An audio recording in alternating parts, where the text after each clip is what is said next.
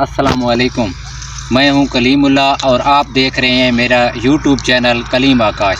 मोहतरम काश्तकार भाइयों, अगर आप मेरे चैनल पे नए हैं तो आप मेरे चैनल को लाइक कर दें और सब्सक्राइब कर दें ताकि हर आने वाली वीडियो आप तक पहुंच सके। तो शुरू करते हैं आज सल्फ़र से कि गंदम की फसल पर सल्फ़र का इस्तेमाल कितना ज़रूरी है। तो मोहतरम काश्तकार भाइयों, आप जानते हैं कि जैसा कि पिछले चंद सालों से गंदम की फसल पर सल्फ़र का इस्तेमाल हो रहा है।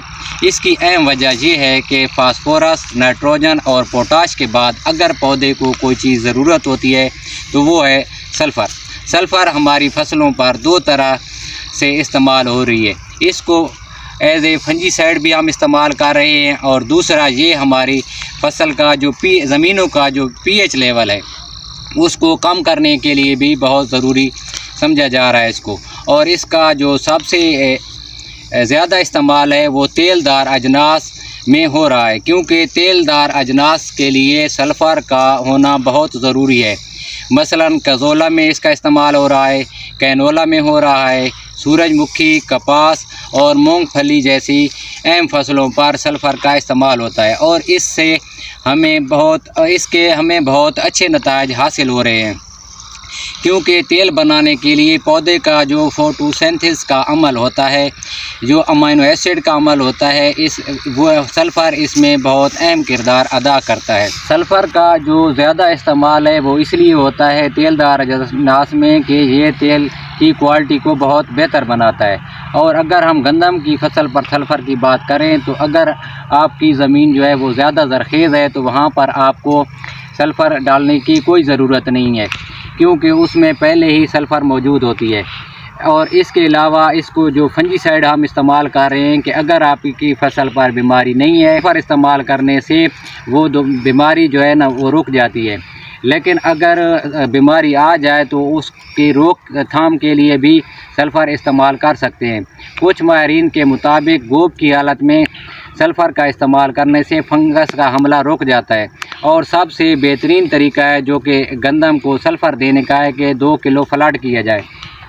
और गंदम की फसल पर सल्फ़र की जो ज़रूरत होती है वो इस गोब की हालत से पहले होती है, यानी पहले और दूसरे पानी से आप जब सल्फ़र इस्तेमाल करेंगे तो इसके बहुत अच्छे नताइज आपको मिलेंगे।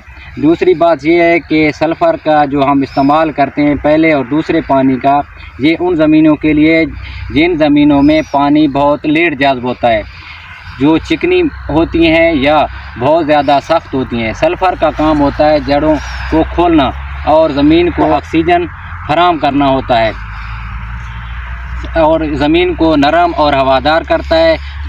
सल्फ़र की वजह से हमारे जो फसलों की रंगत होती है वो सरसब्ज़ होती है और देखने में बिल्कुल खुशनुमा होती हैं।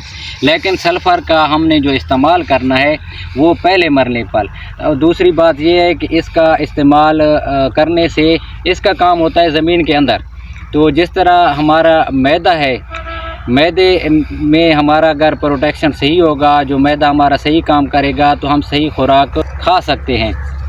तो सल्फ़र का जो इस्तेमाल है ज़मीन के अंदर, अगर ये हम इस्तेमाल करेंगे तो हमारा पौधा सही खुराक तैयार कर सकेगा। और इसके अलावा जो कलराठी ज़मीन हैं या ज़्यादा pH वाली ज़मीनें हैं जो पानी जज़ब नहीं करती, वहाँ इसकी ज़्यादा ज़रूरत होती है, क्योंकि सल्फ़र की कमी की वजह से हमारी गंदम के जो पत्ते हैं वो पीले हो जाते हैं और वो बहुत ज़्यादा कमज़ोर हो जाते हैं। और अगर हम इसको बर वक्त पहले और दूसरे पानी के साथ सल्फ़र दे देंगे तो हमारे गंदम के पत्ते जो है ना वो पीले नहीं होंगे और फंगस का भी अटैक नहीं होगा। और जो सबसे ज़्यादा अच्छी आजकल हमें मिल रही है मार्केट से सल्फ़र वो है DF फार्मूलेशन। DF फार्मूलेशन अब टोटल 2 कंपनियों के पास है, एक सवात एग्रो वाली उनके पास है और दूसरा ये है FB4 बिरादर टार्जन के पास।